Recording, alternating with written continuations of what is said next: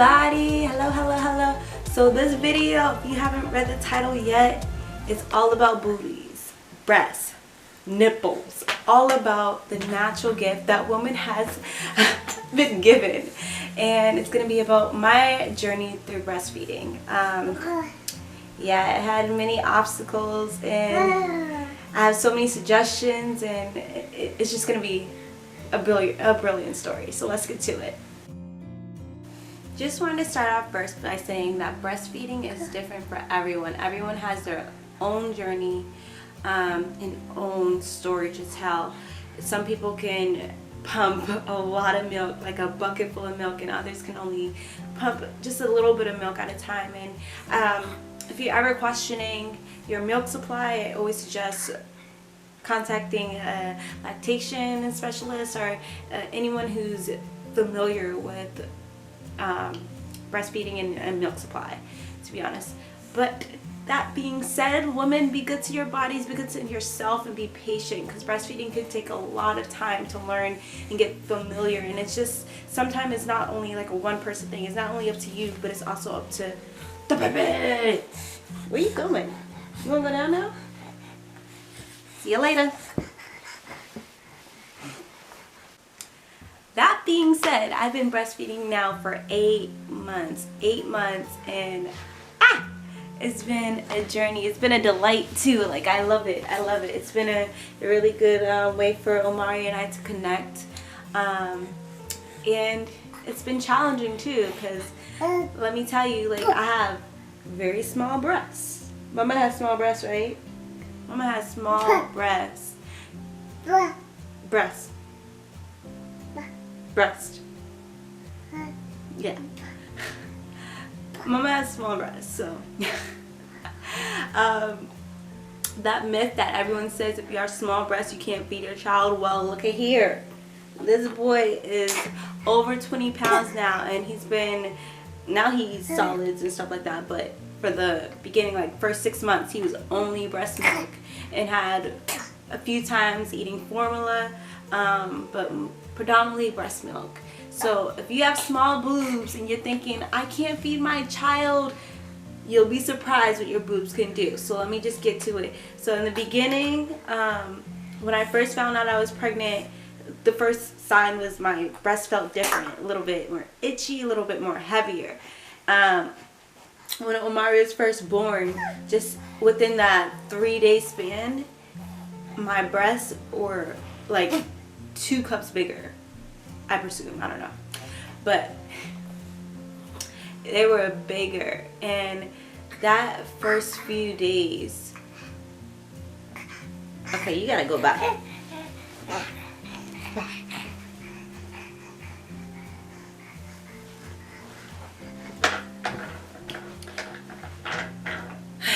Those first couple of days, the doctors, they wanted me to, every 15 minutes try breastfeeding him and just seeing if he'll take. And the first 3 days are just learning how to breastfeed you and your child. And there's a technique to it. Like, the baby, they have to do a certain sucking technique with their tongue, with their lips. So it takes a lot of time for them to learn, and some babies get it right off the bat, especially if they were sucking their thumb in the womb. But it's just because they don't want you to be in pain.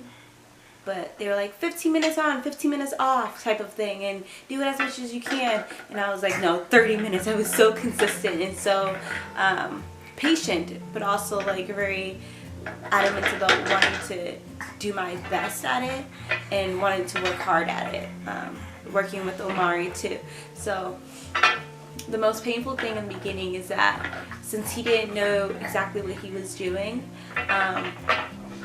he ended up biting me a few times, but one bite ended up with a slit in my nipple, my left nipple, and the slit made it look like a V, small V. Yes, it was painful. It was painful, but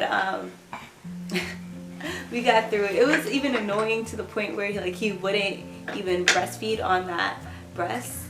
And so like now I had all this milk in it, and if you don't pump out your milk, it gets really heavy and sore. So I was just in a lot of pain, and trying to get him to breastfeed on it, it wasn't happening. But that was the first few days of breastfeeding. Now, after learning the technique with his tongue, it's like a U shape that they do with their tongue, wrapping around the nipple and puckering the lips like that. But now he's a pro. He just like sucks. And I guess the moral of the story too is like, give it time, give yourself patience, take breaks when it's getting too hard, and it's always okay to just like say, you know what, I need a break. And formula is always okay too, so that's always an option. Formula is another man-made gift that's just so helpful for those times that you don't produce enough milk, or you just having a hard time, like, which is okay. Now I'm dealing with the whole teething portion of it. Omari has 5 teeth. So now it's not just those little nibble bites. Those are like hardcore bites. So this is what I suggest from the beginning, is that you put as much as your boob into their mouth as you can, as their mouth can take. So if they do bite, it's never on the nipple, because the nipple is the most sensitive part. But it's always on like your fat or your boob portion. That's what I suggest. It's a big suggestion. But yeah, now after he's learned how to latch and do all that stuff, now he grabs. He's a grabber. He can grab the boob and just put it in his mouth. Yeah, baby. Yeah. And just feed when he needs to, and that's also helpful. In the beginning, it can be very exhausting because you're feeding almost every 2 hours. You're getting up in the middle of the night and feeding, and it gets easier. I'm saying it now. It gets easier. They learn how to drink more in one sitting, and to last them longer. But yeah, in the beginning, it was a tough road, but it gets easier. It gets a lot easier. It's the point where now he's 8 months and he drinks milk, but he also eats foods and solids, so that helps him a lot during the nighttime with sleep patterns. So no, if you're losing a little bit of sleep, it's temporary. So some helpful things that I use to help me during breastfeeding. One thing in the beginning, I use the pads to put in your bra to prevent leaking. So I use those. I use the breast bras, like sports bras, any bras that were comfortable without wiring. I do not like wiring. Still to this day, I don't like anything. I don't even like that much padding in my bras anymore. And for a person who has small breasts, we like our padding. But no, I rather not, because it gets itchy.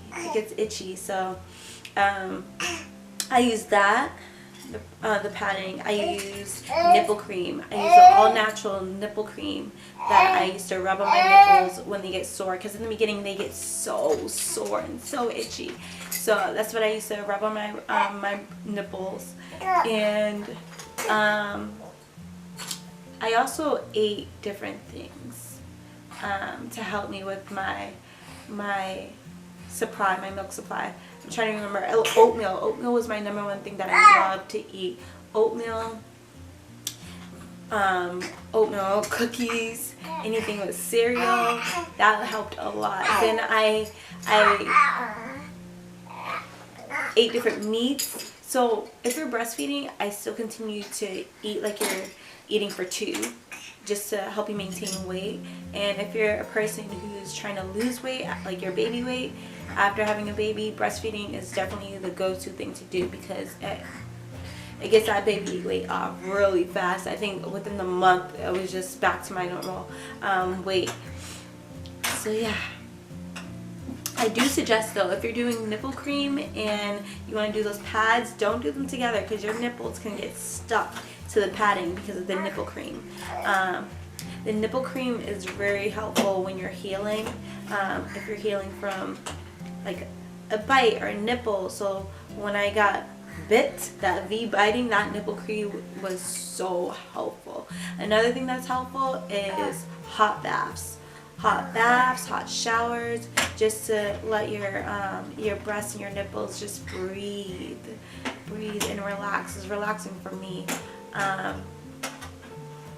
Yeah, and the hot water, still to this day, 8 months later, the hot water, even when I just put like my foot in the water, like it makes my milk come out. Like it makes my milk be more prominent, because nowadays, like, I don't use any of the breast pads, I don't use the nipple cream, I don't use any of that anymore, because I don't have much leakage.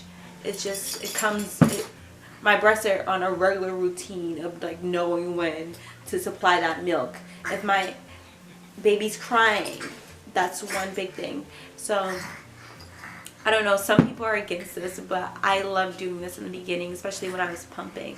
I always had a video of my baby crying because that helped with my milk supply a lot. And if you notice, when you first start breastfeeding, your boobs tingle, and there's like a tingle sensation that lets you know like the milk is coming out. And then your breast gets heavy, and then the milk starts dripping out, and then there you go. Alright, now let's talk about pumping. Pumping specifically. In the beginning, it was hard to pump and breastfeed because most of my milk was going to breastfeeding, and now I had to pump for school and work and stuff like that. So the routine that I try to get into is that after I finish feeding, I tried to pump. And I would get a little bit at a time, and that worked, but I wasn't too happy about the amount of milk that I was making to both breastfeed and pump. So I was eating different lactation cookies, trying to eat more and all this other stuff, starting to talk to a lactation specialist just to see what I can do. And it was a bit hard, but after my body was getting more familiar that I needed more milk, it was easier to both pump and breastfeed. So after I would take my morning shower, I would try to pump, because that heat from that water definitely made it more easier to get more milk. So now it's easier too, because if I'm gone for the day and I'm not breastfeeding at all, pumping, no problem. I can pump like that bottle and or two that would have gone to Omari if I was breastfeeding, and save it for the next day when I'm going to school or going to work. He came to join us. But yeah, pumping, I'll show you a quick clip of what it looks like.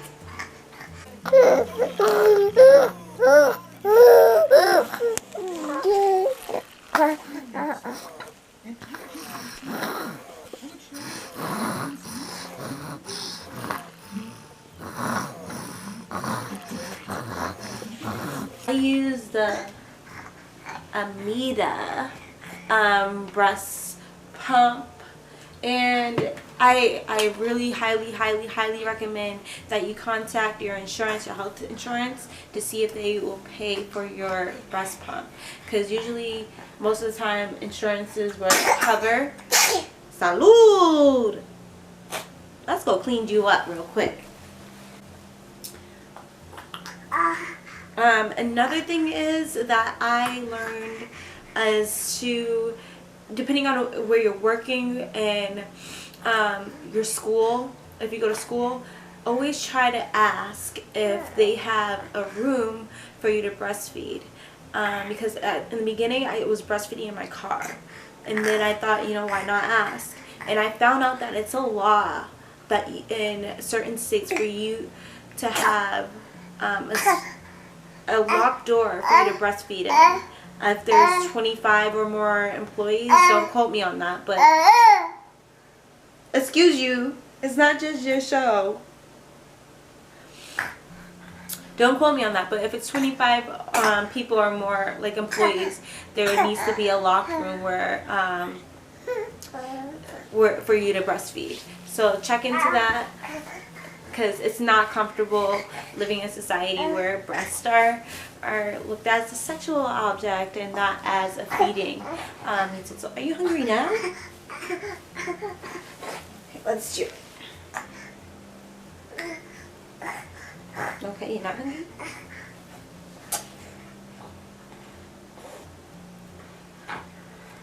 So the question that everyone wants to know, when will I stop breastfeeding? Ha! Good question. Again, like, I find breastfeeding so enjoyable. I love it. It's my connection to my child. Oh yeah, and we do this little kiss the hand thing when he's breastfeeding, because I love to kiss his hand because he's my king. But when will I stop? I guess we'll stop when we're ready. We'll stop when we're ready. In other countries, they breastfeed till they're 5. I know friends who breastfeeding till their kid is 2. And I know some people who do it after the first year and stop. So we're going to figure out when exactly is our time to stop. But right now, we're content. We're happy. And we're very blessed of the opportunity to breastfeed, because we know that some people, this is not an option, so we don't take it lightly, we don't take it for granted, and we're trying to get the most out of it. Yeah, so that's about it, friends. Again, women, be good to your bodies, be good to yourself. Breastfeeding can be difficult, but you're worth it. Your child is worth it. And other options, but formula is always in our back pocket for when we need it, and we do use it when I'm not making enough milk, or it's been a busy week and I haven't pumped enough. So I'm totally not against formula and totally recommend it when friends need it. But there are many health benefits to breast milk, and if you want me to do a video, please comment on the below, and I'll get on that too. But yeah, that's about it, friends. Bye, everyone. If you have comments, please post below. If you want to like it, please like. If you want to subscribe, please subscribe. And share this video to friends who are thinking about breastfeeding. And we will see you in the next video. Can you say adios? Can you say bye-bye?